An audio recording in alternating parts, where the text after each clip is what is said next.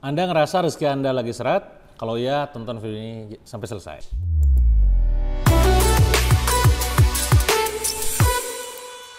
Banyak di antara kita mungkin sedang ngalamin kondisi rezekinya terasa seret ya, ataupun mampet dan sulit gitu ya.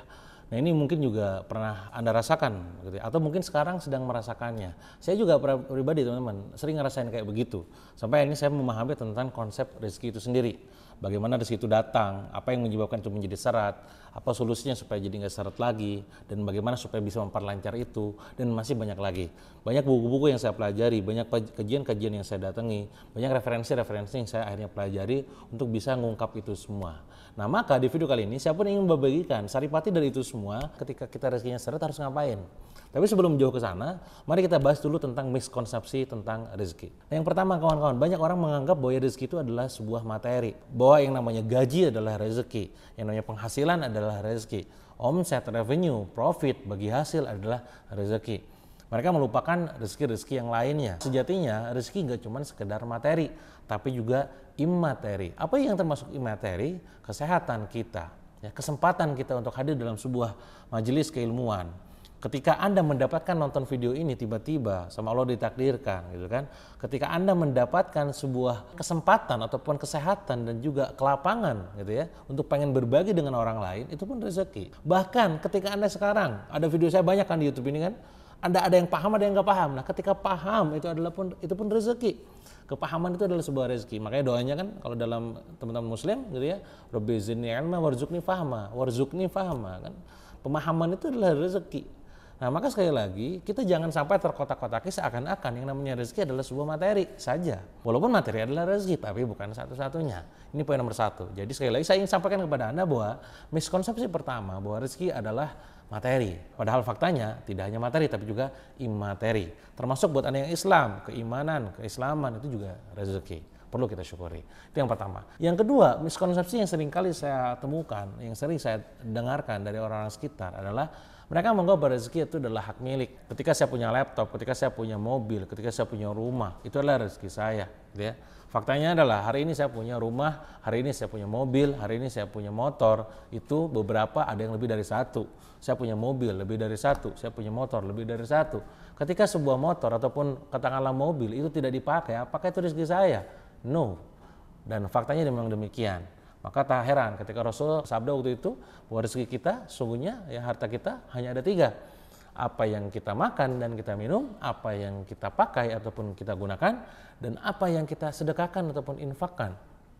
Tidak ada di dalamnya yang kita miliki, tidak ada di dalamnya yang kita koleksi. Nah maka ketika mindsetnya seperti ini sudah clear, maka Anda akan beli hanya ketika butuh saja. Anda punya mobil banyak, rumah banyak, motor banyak gitu ya, atau katakanlah tabungan banyak di saldo rekening, buat apa? Itu bukan rezeki Anda. Rezeki itu bukan tentang hak milik, tapi hak pakai dan juga hak ketika Anda berbagi dengan orang lain gitu. Nah ini poinnya. Jadi sekali lagi kalau Anda sekarang masih merasa berpikir seperti tadi, ya juga ya. Nah makanya konsep pemahaman tentang rezeki ini akan mengubah segalanya. Ya, Anda beli makanan minuman hanya yang memang bakal dimakan dan diminum saja. Kalaupun katakanlah gak bakal dimakan dan diminum, berarti nantinya disedekahkan, diinfakkan supaya jadi rezeki kita, gitu ya. Anda punya baju gitu ya di lemari banyak banget itu yang gak pernah kepake, kemungkinan nanti bakal ada rutinitas setiap bulan bedah lemari gitu ya, ngecekin semua pakaian. Kalau nggak dipakai sedekahin gitu. Termasuk ke kendaraan, termasuk saldo rekening. Ya. Jangan banyak-banyak ya. Apalagi kalau kita paham lebih dalam tentang konsep Islam gitu ya. Ada yang namanya kan zulmal, menimbun harta gitu kan, nggak boleh ya. Maka kita bersyirkah akhirnya dengan orang lain, nah panjang lebar tuh ujung-ujungnya. Nah ini sekali lagi berawal tentang pemahaman kita tentang miskonsepsi rezeki ini. Itu yang kedua. Yang ketiga kawan-kawan, mereka menganggap bahwa rezeki adalah hasil dari usaha kita ya. Kita udah mendapatkan uang, kita dapatin bagi hasil, kita dapatin komisi, kita dapatin gaji hasil dari usaha kita. Padahal rezeki itu murni datangnya dari Allah, bukan karena ikhtiar kita. Nah maka di sini konsepnya Anda harus tahu. Ada 2 hal yang ada dalam konsep pembahasan rezeki. Ada yang namanya al-asbab dan ada yang namanya al-hal. Ini udah kayak pengajian ya. Apa itu al-asbab? Al-asbab itu adalah sumbernya. Dari mana kita dapatkan rezeki itu? Dan jawabannya udah jelas. Itu dari Allah. Maka ranah al-asbab ataupun penyebab itu adalah ranah Allah dan qada Allah. Dan tidak ada yang tahu masalahnya. Ya. Nah ranah yang kedua ada al-hal ataupun keadaan ataupun kondisi adalah ranah kita, ikhtiar kita. Ranah yang kita bisa ikhtiarkan. Keadaan di mana biasanya kita tuh bisa mendapatkan rezeki ketika kita berjuang, ketika kita berjualan, ketika kita bekerja, itu ranah kita. Dan sifatnya tuh sekali lagi tidak pasti. Ketika katakanlah kita sekarang posisinya berjuang gila-gilaan, mati-matian bekerja gitu ya. Kalau memang sama Allah sudah ditakdirkan dapat, ya nggak dapat. Nah, maka di sini poinnya adalah tugas kita sebagai seorang manusia adalah di hal tadi, di mana kita melakukan semaksimal mungkin wilayah yang kita usahakan. Ketika pun kita dapatnya berapa, itu mah ranahnya Allah. Maka ketika kita dapat sesuai dengan harapan kita, kita bersyukur. Ketika kita tidak mendapatkan apa sesuai dengan keinginan kita, kita bersabar. Dan faktanya dan nyatanya, tidak semua keinginan kita dapatkan. Karena Allah mengetahui apa yang kita butuhkan, bukan yang kita inginkan, gitu ya. Itu poinnya. Nah, ini tentang miskonsepsi rezeki. Nah, sekarang kita masuk ke pembahasan utama. Kenapa sih Kang rezeki kita ini syarat? Kenapa kita sudah belajar berjam-jam, berhari-hari, kenapa nggak paham-paham, gitu ya? Kenapa kita ini sudah berbisnis bertahun-tahun, kenapa bisnis itu gak tumbuh-tumbuh? Kenapa kita sudah berjuang pagi siang malam bekerja, kenapa income segini-gini aja?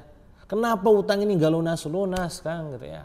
Ini juga persis seperti yang saya alami dan pertanyaan besar saya ketika dulu saya melunasin utang. Kenapa penghasilan saya cuma segini-gini aja? Kenapa kok omset gak naik-naik? Kenapa seret mulu? Dan saya temukan jawabannya dalam sebuah kajian. Ya. Dalam kajian tersebut, seorang ustadz menyampaikan bahwa seorang manusia terhalang rezekinya karena dosa diperbuatnya. Maka ketika sekarang kita mengalami kondisi rezekinya seret, mampet, bisa jadi karena dosa kita sama Allah banyak.